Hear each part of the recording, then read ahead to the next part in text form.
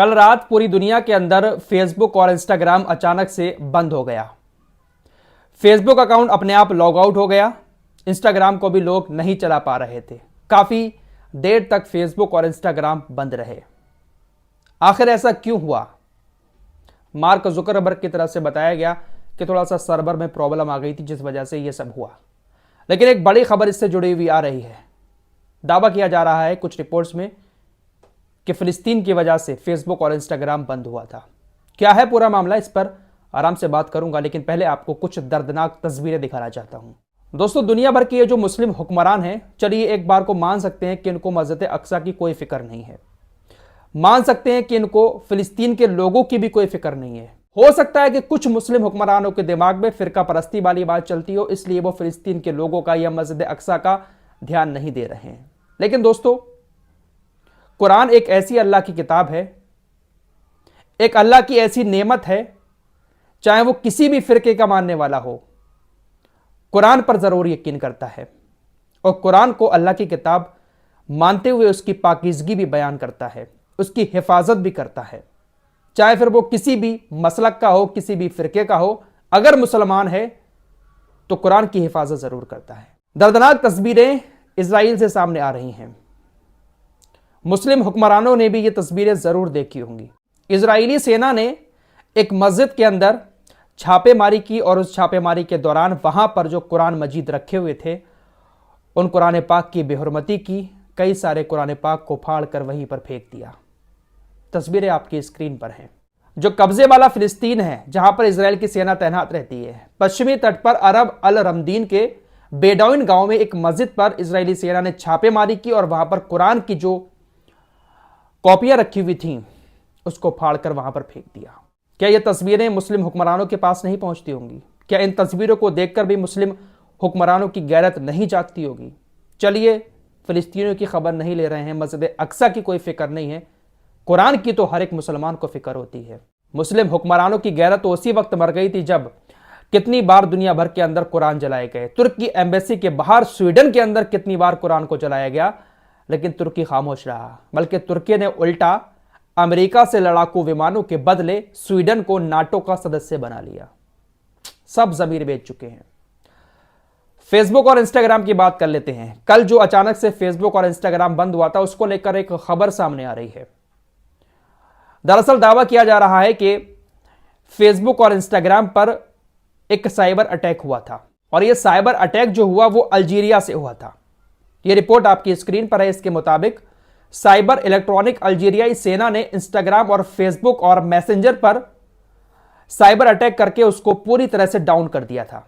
इस hacker group ने Facebook और इंस्टाग्राम को डाउन करने के बाद यह बताया कि ये दोनों एप्लीकेशन फिलिस्तीनियों के खिलाफ यहूदियों के साथ युद्ध में शामिल है। आपकी जानकारी के लिए बता देना चाहता हूं कि फेसबुक और इंस्टाग्राम हर उस वीडियो को, हर उस पोस्ट को डिलीट करते हैं जो इजराइल के खिलाफ होती है, जो फिलिस्तीन के सपोर्ट में होती है। खैर, यूट्यूब पर गनीमत है, वीडियो यहां पर भी डिलीट होती हैं जो इजराइल के खिलाफ होती हैं, लेकिन इतनी नहीं होती हैं। फेसबुक और इंस्टाग्राम खुलकर इजरायली यहूदियों का साथ दे रहे हैं। इसी के चलते हुए अल्जीरियाई हैकर ग्रुप ने इसको डाउन किया था। अल्जीरिया एक ऐसा देश है जो खुलकर फिलिस्तीन के सपोर्ट में है। कई बार यूनाइटेड नेशन सिक्योरिटी काउंसिल में बहुत सारी जगहों पर अल्जीरिया बहुत सारे प्रस्ताव फिलिस्तीन को लेकर आ चुका है। खुलकर अल्जीरिया फिलिस्तीन के साथ है। दोस्तों, आपको खबर बता चुका हूं कि अमेरिका का यह सैनिक वॉशिंगटन के अंदर इजरायली एम्बेसी के बाहर अपने आप को आग लगा लेता है। इसकी मौत हो गई है। जब ये आग लगा रहा था तो इसने कहा कि मैं फिलिस्तीन के अंदर जाकर इजराइल के लिए फिलिस्तीनी लोगों का नरसंहार नहीं कर सकता। ये लोग मुझे गाजा में भेजना चाहते हैं, मैं वहां पर जाकर गाजा के लोगों को नहीं मारना चाहता। फ्री पैलेस्टाइन के नारे लगाते हुए इसने अपने आप को आग लगा ली। यमन ने इस अमेरिकी सैनिक को राष्ट्रीय नायक बना दिया है। यमन के लोगों के लिए इसको राष्ट्रीय नायक बना दिया है और इसको शहीद का दर्जा देते हुए चौराहों पर इसके पोस्टर लगाए गए हैं। पूरे यमन के अंदर इसके पोस्टर लगाए गए हैं और इसको शहीद बताया गया है। बड़ी खबर एक और सामने आई है। रमजान के महीने को लेकर जो बहुत सारी बातें चल रही थी ना, कि प्रतिबंध लगाए जाएंगे मस्जिद अक्सा पर, फिलिस्तीनियों को नहीं जाने दिया जाएगा, कुछ ऐसी खबरें आ रही हैं। टाइम्स ऑफ इजराइल इस बात का दावा कर रहा है कि नेतन्याहू अपने इस प्रतिबंध वाली बात से पीछे हट चुके हैं। नेतन्याहू ने कहा था कि कुछ लोगों की इजाज़त होगी जाने की, लेकिन अब इस बात से पीछे हट गए हैं, यानी रमज़ान के महीने में फ़िलिस्तीन के लोग मस्जिद अक्सा में इबादत कर सकते हैं। लेकिन दोस्तों पंगा ज़रूर होगा, ये आप देख लेना। उधर खबर समुंदर से आ रही है। ओमान की खाड़ी में ईरानी नौसैनिक बलों ने एक बार फिर से अमेरिका के एक तेल के टैंकर को जब्त कर लिया है। यह तेल का टैंकर जो है वो कुवैत से रवाना हुआ था और ह्यूस्टन की तरफ जा रहा था। ईरानी नौसैनिक बलों ने इसको जब्त कर लिया है। दोस्तों एक बड़ी खबर रूस से आ रही है और यह बड़ा हैरान करने वाली खबर है। नए साल के मौके पर हमारे देश के 7 लोग रूस घूमने जाते हैं। रूस पहुंचकर ये 7 लोग रूस के अंदर घूमते हैं क्योंकि इनके पास रूस का वीजा होता है।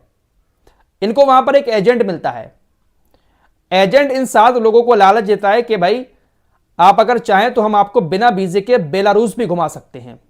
ये लोग उसकी बातों में आ जाते हैं और उस एजेंट के साथ बेलारूस के लिए रवाना हो जाते हैं। जैसे ही ये 7 लोग बेलारूस पहुंचते हैं, वो एजेंट इनको छोड़कर भाग जाता है, इनसे कुछ पैसे वगैरह लेता है और इनको बेलारूस पहुंचाकर भाग जाता है। इनको रोड पर अकेला छोड़ दिया। ये लोग वहीं पर खड़े हुए थे। बेलारूस की आर्मी ने इनको पकड़कर वापस रूस भेज दिया। रूस की सेना ने इनको गिरफ्तार करके 3-4 दिन के लिए अंदर कर दिया। उसके बाद इनसे बातचीत की गई कि आपके पास कुछ ऑप्शन है बचने के लिए। हम आपको एक जगह पर ले जाकर कुछ काम करवाना चाहते हैं, इसके बदले में आपको कुछ पैसे भी देंगे। अगर आप यहां पर रहकर काम करते हैं तो आप अपनी जिंदगी बचा लेंगे और अगर आप हमारे लिए काम नहीं करते हैं तो आपको यहां पर हम मार देंगे। ये लोग काम करने के लिए राजी हो गए। इन 7 लोगों को रूस की सेना एक ऐसी जगह पर ले गई जहां पर आर्मी वालों की ट्रेनिंग होती है। इन 7 लोगों को रूस की सेना ने वहां पर ले जाकर छोड़ दिया और इनकी आर्मी की ट्रेनिंग शुरू हो गई। 2-3 महीने की ट्रेनिंग करने के बाद इन 7 लोगों को रूस ने यूक्रेन भेज दिया। रूस ने भारत के इन 7 लोगों को यूक्रेन के युद्ध में उतार दिया है। इन लोगों ने बाकायदा वीडियो जारी करके ये सारी बातें बताई हैं कि हमें अब उस जगह पर भेज दिया गया है जहां पर खतरनाक वाली यूक्रेन के सैनिकों के साथ रूस के सैनिकों के साथ जंग चल रही है और हमें भी आदेश दे दिया गया है कि उनको भी अब जल्द युद्ध के मैदान में उतरकर यूक्रेन की सेना से लड़ना पड़ेगा। बाकायदा इन्होंने वीडियो बनाकर इस बात की जानकारी दी है कि हम बहुत बुरी तरह से यहां पर फंस चुके हैं। युद्ध का मैदान कोई आसान तो नहीं होता है ना। जान हथेली में लेकर वहां पर सैनिक एक दूसरे से लड़ते हैं। हमारे यहां के बहुत सारे लोग इजराइल की खातिर, इजराइल की मदद करने युद्ध के मैदान में इजराइल के लिए उतरने वाले थे।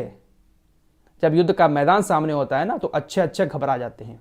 फिलहाल इनका ये वीडियो सोशल मीडिया पर बहुत ज्यादा वायरल है और ये यही गुजारिश कर रहे हैं कि हमको कैसे भी करके यहां से निकाला जाए।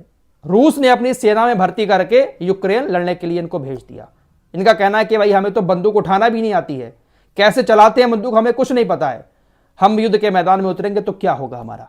अब इनकी ये वीडियो सामने आई है। अब देखते हैं कि भारत सरकार कुछ एक्शन लेती है और इनको वहां से वापस बुलाती है या फिर ये लोग युद्ध के मैदान में उतरकर, अल्लाह ही मालिक है।